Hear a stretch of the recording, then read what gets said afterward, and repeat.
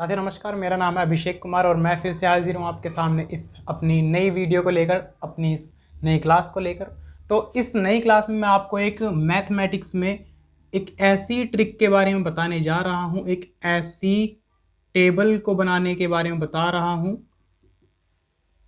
जिसको शायद याद रखना थोड़ा मुश्किल होता है, लेकिन इस ट्रिक से जो मैं आपको बताने जा रहा हूँ, इस ट्रिक से आप शायद इस जन्म में कभी भी भूल नहीं पाओगे इस टेबल को। तो दोस्तों, मैथमेटिक्स में जो ट्रिग्नोमेट्री होती है उसमें एक रेशियस के लिए जो ट्रिग्नोमेट्रिक रेशियस होते हैं उनको उनकी वैल्यू फाइंड आउट करने के लिए कुछ एक टेबल दी गई होती है। तो उसी की वैल्यूज़ को अब आज हम यहाँ पर निकालना सीखेंगे। तो दोस्तों देखते हैं, सबसे पहले जो रेशियोज होते हैं वो कौन कौन से होते हैं। तो सबसे पहले साइन होता है, कोस होता है, टैन होता है।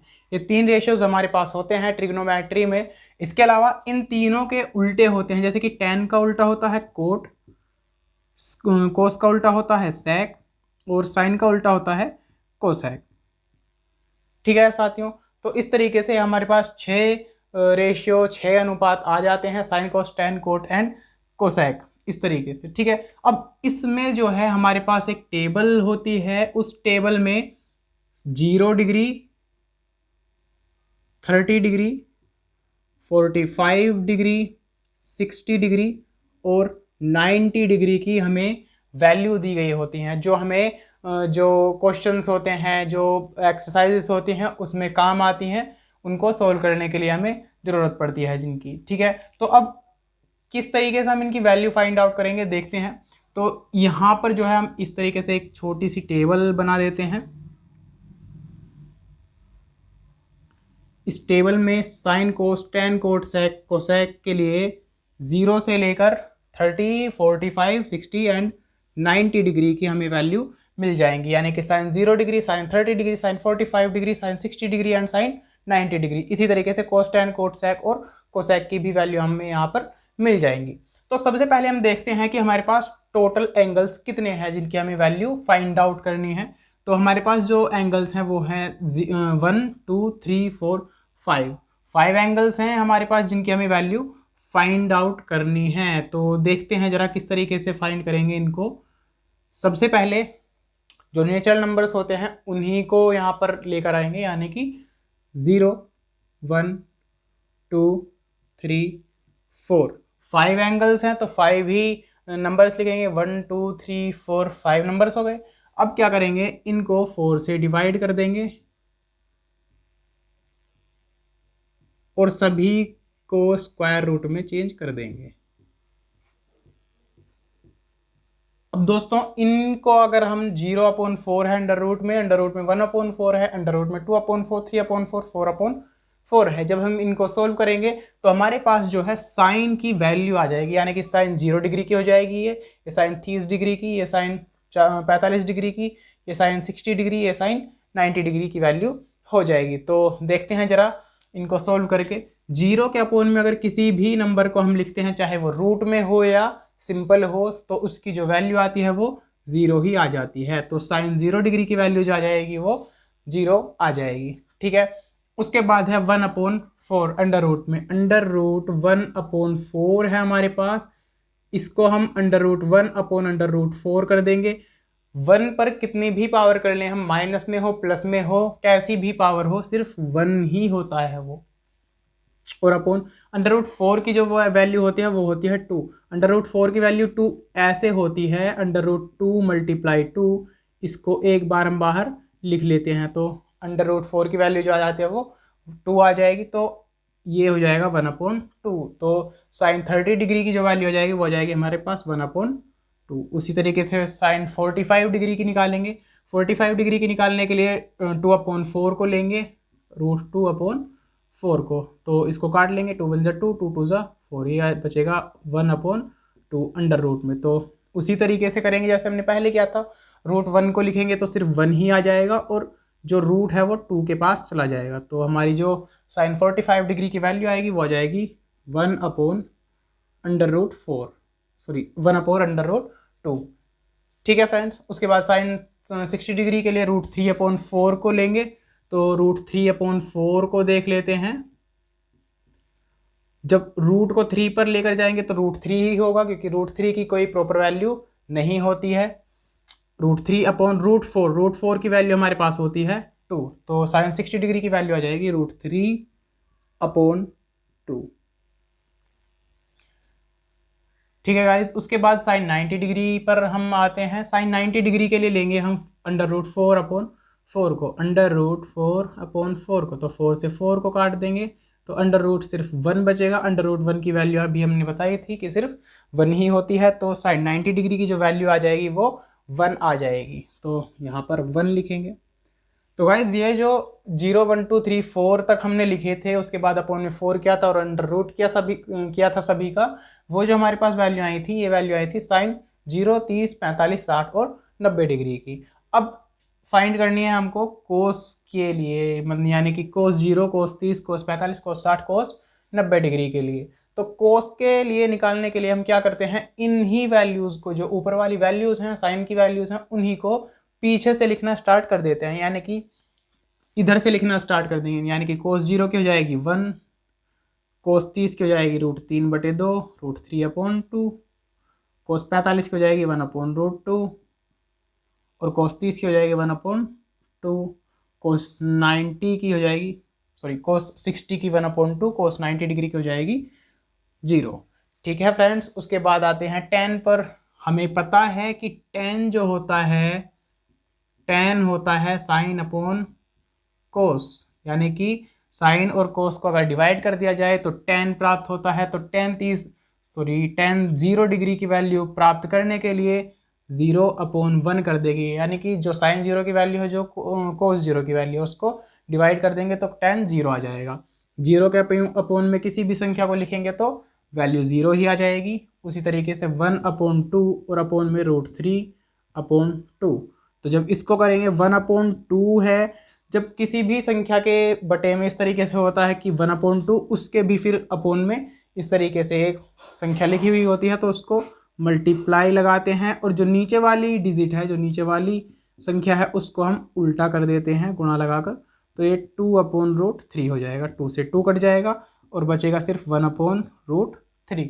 तो tan 30 डिग्री की जो वैल्यू आ जाएगी हमारे पास, हो जाएगी 1/√3। ठीक है फ्रेंड्स, उसके बाद बात करते हैं tan 45 डिग्री के लिए।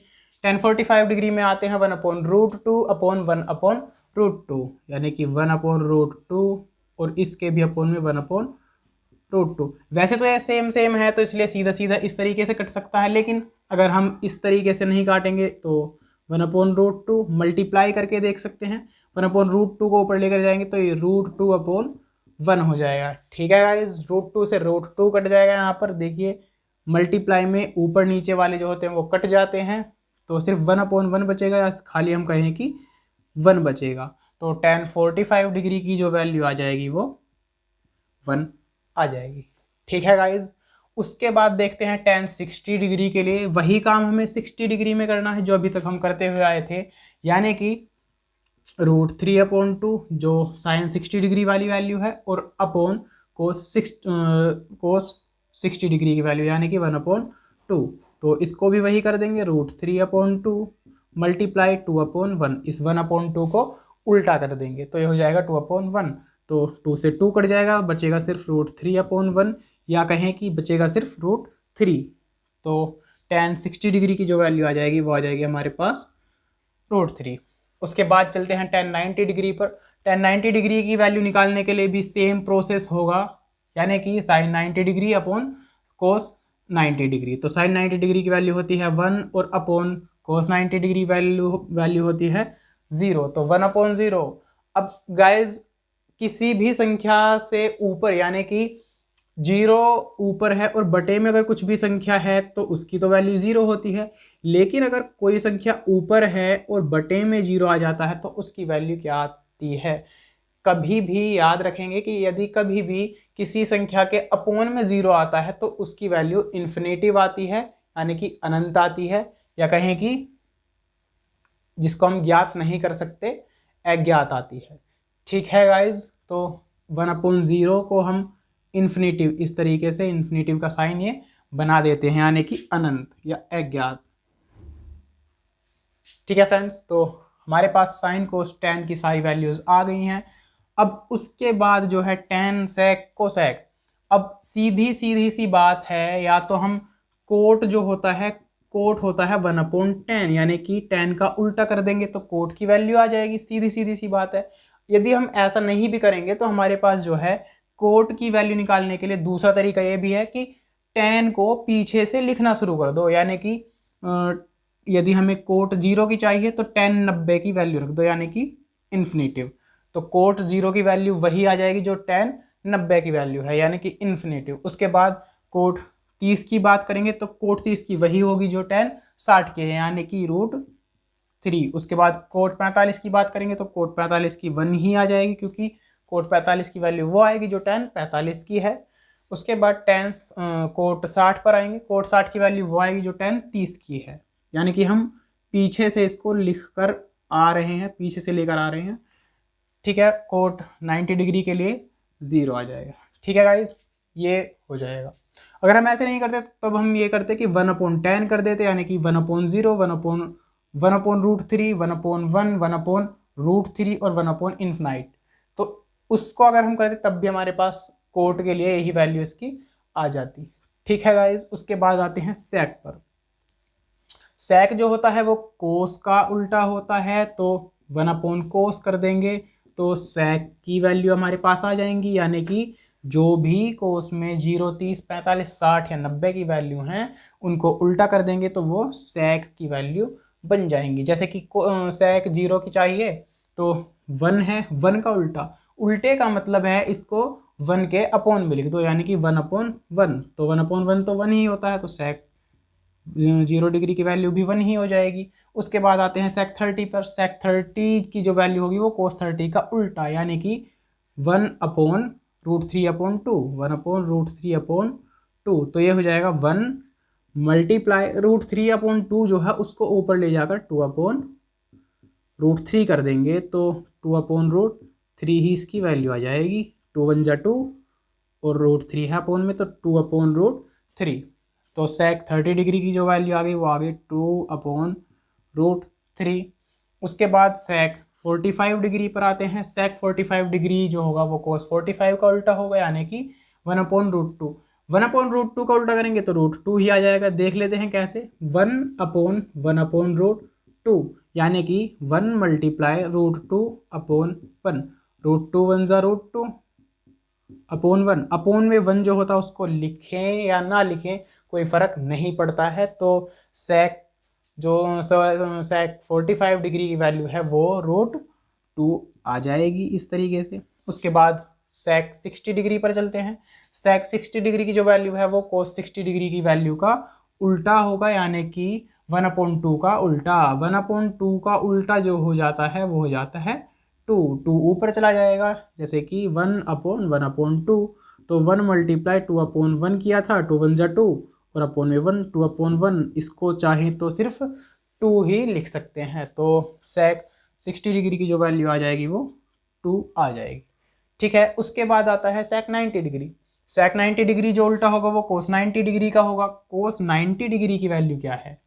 कोस 90 डिग्री की वैल्यू है 0। अब 0 का उल्टा करेंगे तो 1/0 हो जाएगा। अब अभी हमने बताया था कि किसी भी संख्या के अगर अपोन में 1 आता है, यानी कि 1/0 है, तो अपोन में है 0, तो उसकी जो वैल्यू होगी वो इन्फिनेटिव हो जाएगी, इन्फिनाइट हो जाएगी, यानी कि अनंत, अपरिभाषित या अज्ञात हो जाएगी। ठीक है गाइज, उसके बाद आते हैं कोसेक पर। कोसेक की अगर वैल्यू फाइंड आउट करनी है तो इसके लिए 2 रूल हैं। सबसे पहले तो यही होता है कि साइन का उल्टा कर देंगे कोसेक आ जाएगा। दूसरा ये है कि सेक को पीछे की तरफ से लिखना शुरू कर दो, कोसेक की वैल्यू आ जाएगी। यानी कि इधर से लिखना शुरू कर देंगे तो कोसेक 0 की जो हो जाएगी वो इन्फिनाइट हो जाएगी। कोसेक 30 की जो हो जाएगी वो 2 हो जाएगी। कोसेक 45 की जो हो जाएगी वो √2। कोसेक 60 की जो हो जाएगी वो 2/√3 हो जाएगी। और इसी तरीके से कोसेक 90 की वैल्यू हो जाएगी 1।